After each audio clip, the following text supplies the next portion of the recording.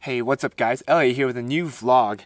Today, I'm filming this outside here out in the campgrounds of Arches National Park. And also, I've got a second camera rolling. So, if any technical difficulties do happen, please do forgive me.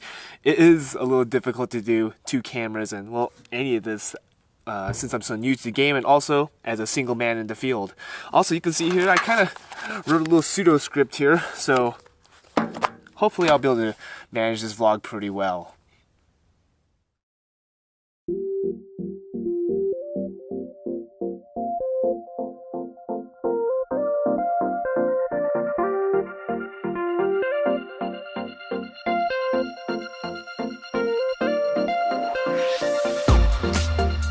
So welcome to Arches National Park. I've been spending the last few days here photographing the scenes, and I gotta just really say that this place is just beautiful.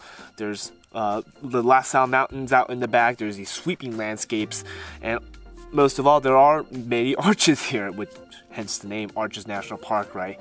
So it's just a really nice place. So it's probably been close to like 15 years since I've last been here. I came here with my family way back when, and to be honest, I don't really remember that much from the last time I came here. So I was pleasantly surprised on the drive in just how scenic it was, and you can really tell that this park has something for everybody of all accessibilities. There's a lot of drive-in overlooks and viewpoints, and also there are a few hikes for the hikers to participate on.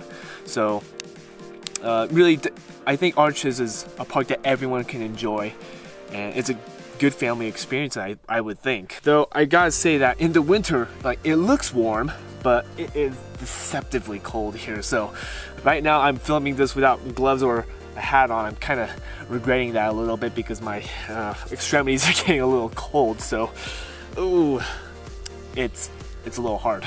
So I set up my tent in the campground for 3 nights here. It's $25 per night for those who are cost conscious, but there is running water and a heated bathroom. And I really can't understate how nice this is to have. Excuse me. So if you ever have to make that night run to the bathroom, you can bet it's heated, and it's probably warmer than your tent actually is. It's really funny.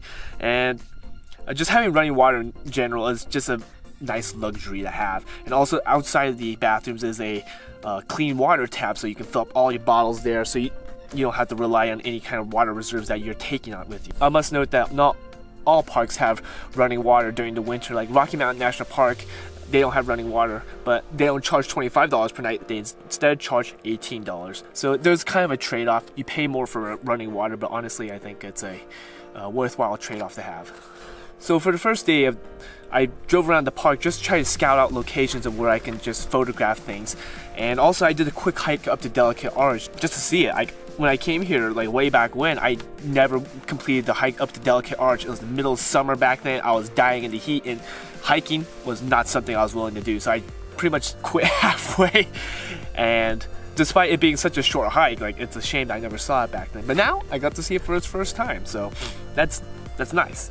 My plan was to get a good sunrise picture of the Delicate Arch the next morning on day 2. So I decided to head back down and try to drive around more and try to get a sunset picture somewhere else. So as the first sunset was coming, my novice abilities in landscape photography were really becoming apparent. Like, I just didn't know what to do. Like, I'm sure you're scratching your head just thinking, like, how could you not take a good picture here? With all these sweeping landscapes, the La Salle Mountains basically in the back of every picture, like, how could you mess this up? And, well, like, in my mind, like, these are grand landscapes, but I just couldn't figure out how to make a compelling image. There wasn't any interesting foreground subject for me to photograph. There weren't any leading lines to these grand landscapes.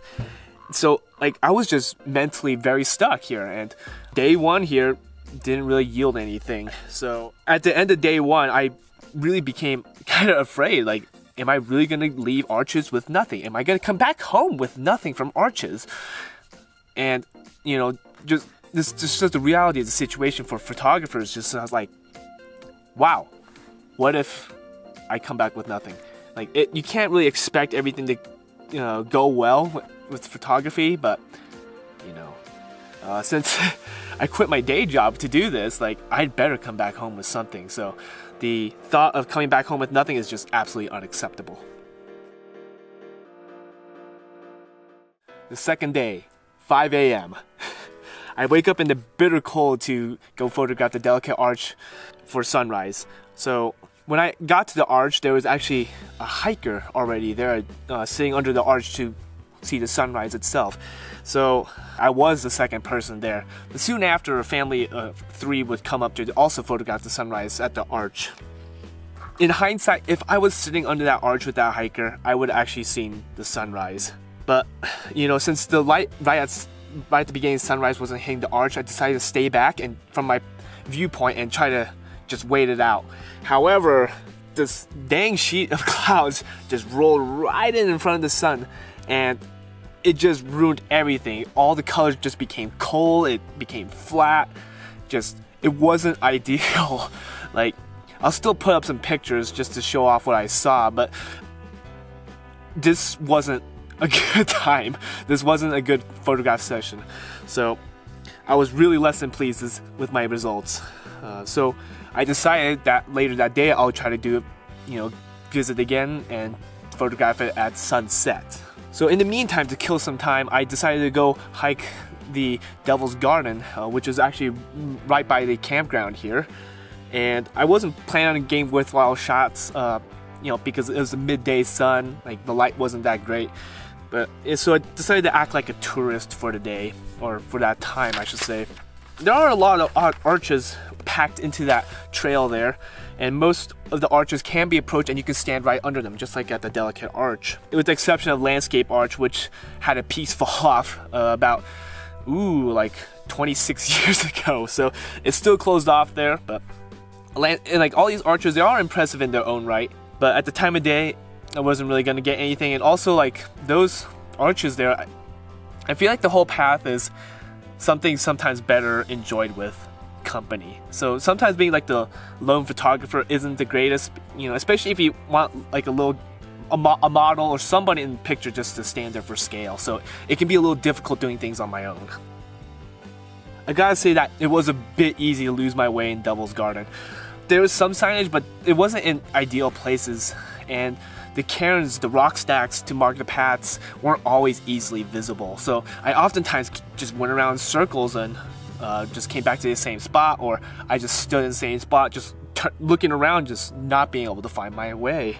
And this was really annoying to me. And also, like, to add on to this, there were super deceptive trails that people formed just by going the wrong way. I'm assuming some of them followed deer tracks, and so there were in some places there'll be just 6 paths leading to you, and it's hard to choose which one to go on, especially when you can't see the signs or the cairns. And that just got super frustrating as time went on, because like it was taking me forever to complete that hike.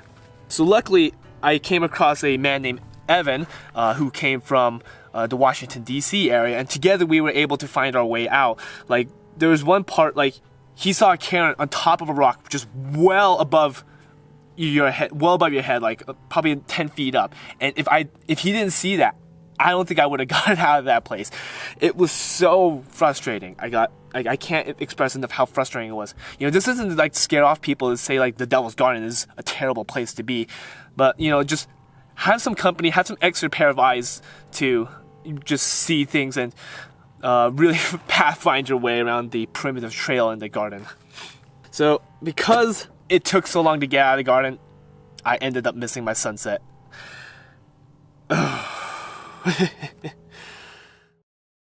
Day 3. This is my last full day here at Arches. I must get my winning shots today.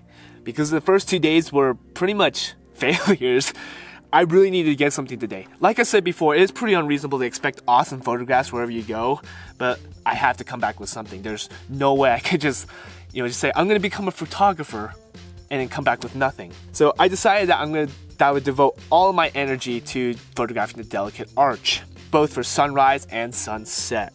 And I gotta say, the Delicate Arch, it really is the most distinctive arch within the park, and it really is what defines Arches National Park.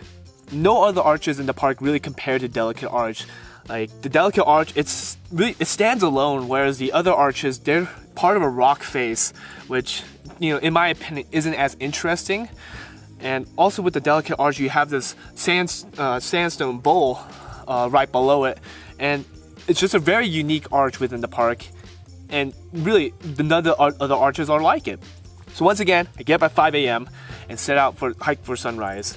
At the trailhead, I very fortunately came across another photographer. His name is Carl. He invited me to hike the trail with him together. And really, I'm really glad I did. All thanks to Carl, I got to see the Delicate Arch from different perspectives that I never really would have thought of before. We hiked around to the other side of the canyon to see the arch from a different perspective. In that side, I never really thought that was accessible before.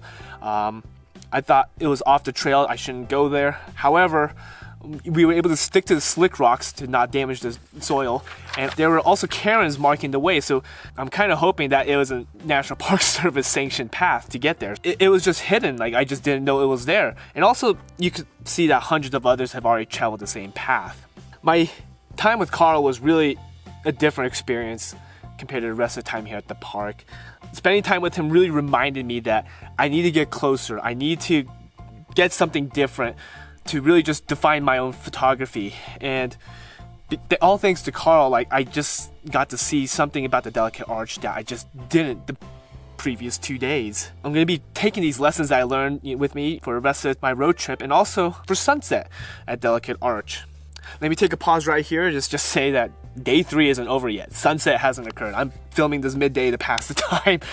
So I really hope that things go well. Weather-wise, it looks pretty clear. It doesn't look like there's any big clouds coming over. So according to Carl, the sunset is actually going to be a very ideal location for the Delicate Arch. It should be hitting it straight on.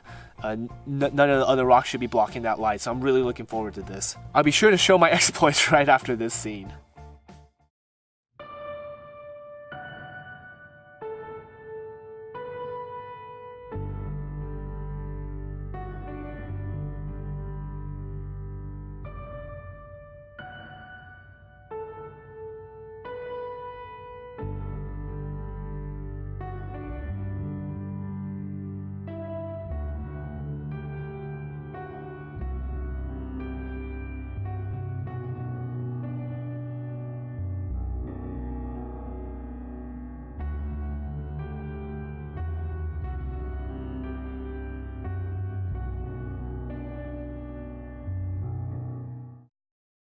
I had a wonderful time here at Arches National Park. If you've never been here before, I really highly recommend it.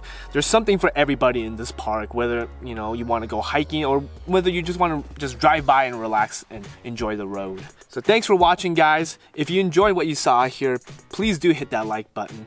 Also, if you want to see more videos like this, subscribe. And don't forget to follow me on Instagram. Until then, guys, see you later.